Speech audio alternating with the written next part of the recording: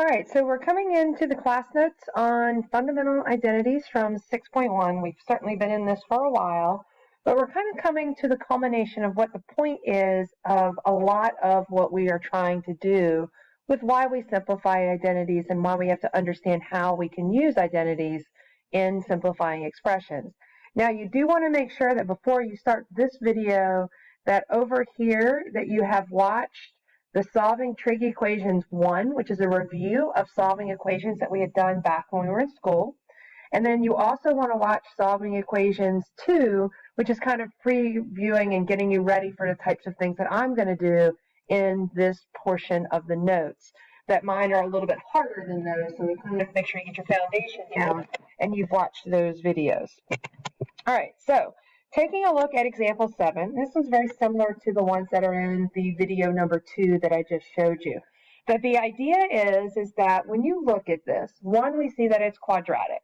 All right, and so being quadratic is something that you know and you're familiar with from Algebra 2. So you know that techniques for solving quadratics, factoring, completing the square, quadratic formula, all of those things are in play. Now, what's nice about this quadratic is that the only trig function on both sides of the equation happens to be a sine function. So we have a matching trig function all the way through this quadratic. So this is a quadratic in sine of x, and so that's good. We don't have to do any extra work for this one. These are fairly straightforward.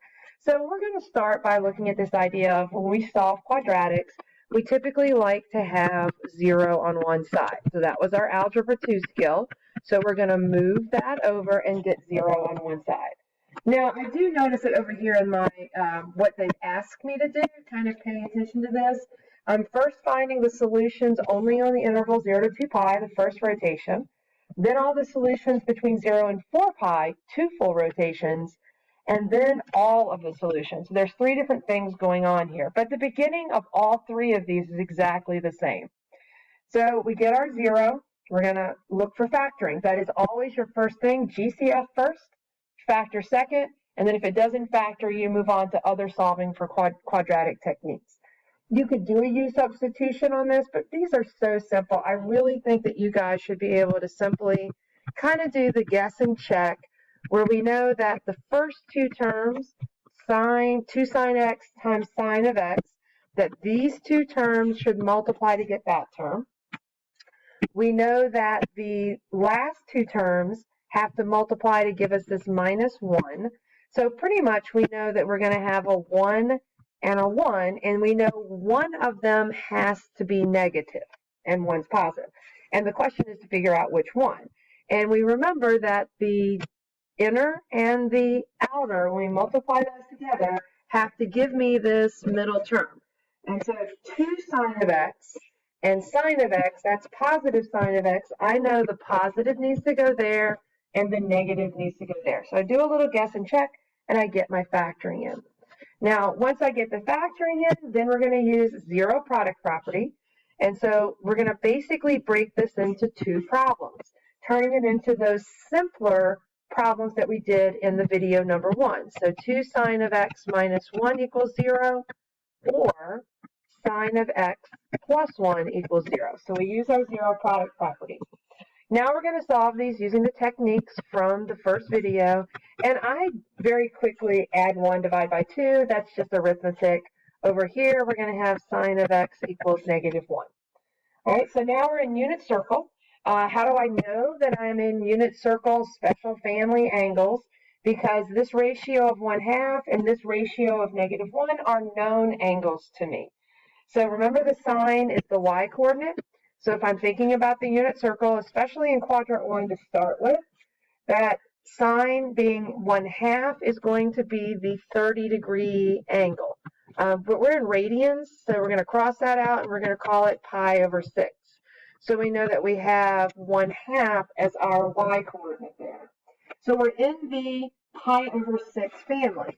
And one of my solutions is going to be pi over 6.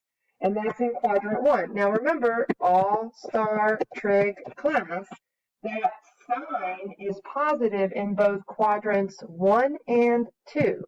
So we need quadrant 1 and quadrant 2 family members.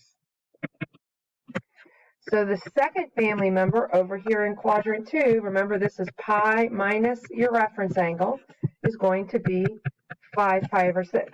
So this is my solution to A for this problem. That's my first time around the circle. I have two solutions, one in quadrant 1, one in quadrant 2. We're not done with A, though, because we have to also come over here to this one. When is the y-coordinate on the unit circle? -1. And remember that kind of coming down here, that down here at the negative or 3 pi over 2, right? This is the coordinates 0, -1. So we're down here at 3 pi over 2. That's the only place that we get our 3 pi over 2 solution, or that has a -1, because it only happens once every time you go around. So I'm going to come over here and I'm just going to go A. The solutions are, solution set would be pi over 6, 5 pi over 6, and 3 pi over 2. Okay? I really don't need to do any more work. This kind of setup that I have down here actually helps me answer all the rest of the problems. So in looking at it, I'm going to go to 0 to 4 pi. I just need to include, well, one, definitely the ones that I have here, pi over 6, 5 pi over 6, 3 pi over 2. And now I'm on to the next rotation, which means I just need the coterminal angles. And if you will remember, to get coterminal angles, that all you're going to do is you're going to take the given angle that you have and you're going to add 2 pi to it. And so that, and technically 2 pi k, we only need to go one revolution up. Now our 2 pi, remember in this problem, is going to either be 12 pi over 6, if you have a common denominator of 6, or it's going to be, if I'm over 2, 4 pi over 2, just common denominators. So pi over 6 plus 12 is going to give me 13 pi over 6. 5 pi over 6 plus 12 is going to give me 17 pi over 6, and 3 pi over 2 plus 4 pi over 2 is going to give me 7 pi over 2. And that would get me all the way up to 4 pi. If it helps, write this as 8 pi over 2, or we would think of it as, we're going to 4 pi, so 24 pi over 6. Kind of thinking about it in terms of the angles that we want to list. Now, for our final one, the all solutions that we're going to do, on that one, that's even easier. You're basically going to go back up to what you wrote for A, and just remember you want all the coterminal ones. So we would do a kind of a solution set of a bunch of equations. I'll just write it as a big parentheses here. So we would allow x to be pi over 6 plus all coterminal. We would be 5 pi over 6 plus all coterminal, and we would be 3 pi over 2 plus all coterminal. And remember, this is all where k is an integer. And so basically the work that we have over here, this initial work, is something that we kind of were setting up for ourselves, and then we move over to the answering the questions A, B, and C. All right, now this example was easy because it was quadratic and one trig function. Let's take a look at example 8. Now, example 8, we definitely have a lot of things going on here. And one of the things that we notice is we have 3 different trig functions on this. So we're definitely going to have to work on this a little bit. Now, there is a comment here, and this is something that has to do with some of the algebra stuff that we did before. You always want to make sure that you never divide or multiply by a variable that will cancel something so that you lose solutions. The objective here is to get everything on one side and factor. So I'm going to take this and I'm going to rewrite it just to help myself out. Initially, minus cotangent of x equal to 0. Do not divide or multiply things from one side to the other with variables, because that makes you lose solutions, and that's really bad. All right. Now, taking a look at this, I need to do a little bit of work here. Now, I have to kind of make some decisions and try to figure out what I have going on. Now, I'm going to look at this. I'm going to go ahead and make a substitution. This is, let's see what happens. This has cosine cubed x over sine x. Cotangent is cosine x over sine x equal to 0. Now, at that point, the reason why I did that is I didn't jump to finding a common denominator initially because I could, in my head, visualize that cotangent was cosine over sine, and that substitution gave me a common denominator. So now I can write this as cosine cubed x minus cosine x all over sine of x equal to 0. Remember, one fraction is better than multiple fractions, so we combine our common denominators. Now I also look at the top here and I see that I have a GCF. So you see how this is kind of bringing multiple things that we've been working on together. So I can pull out a cosine of x. So I'm going to factor that out, cosine squared x minus 1, and that's all over sine of x. And again, look at all these different things that we're doing. We made a substitution. We found a common denominator. Now we did a GCF and we factored. Now I look at it and I see this right here and I remember, oh, that's that Pythagorean identity. So there, I'm going to make that substitution, cosine of x, sine squared of x over sine of x. And that is very nice because now I can cancel. Of course, don't forget you're equal to 0. Don't lose parts of your equation as you come down. And so kind of looking at this, now I am going to make a comment about this, right? And one of the things here is that there's a restriction on this, that because sine of x is in the bottom, sine of x cannot equal 0. If it did, that would be something that causes a division by 0 problem, and it would be undefined. When I cancel that, remember that we possibly create extraneous solutions, and so we want to watch that as we are doing this problem. Okay, that's one of those Algebra 2 things that we've talked about in the past. Now, kind of at this point, let's look at what we have. I'm going to come up here and reset. I have cosine of x times sine of x is equal to 0. Now, at that point, you might be like, yay, let's go ahead. Let's do the zero product property. Let's break it into cosine of x equals 0 or sine of x equals 0. But wait a minute.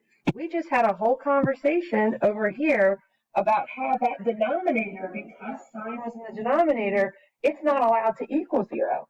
So even though you could solve that and you could figure out that that happens at 0 and pi and 2 pi and so on, we're going to cross that off because we know that that can't happen.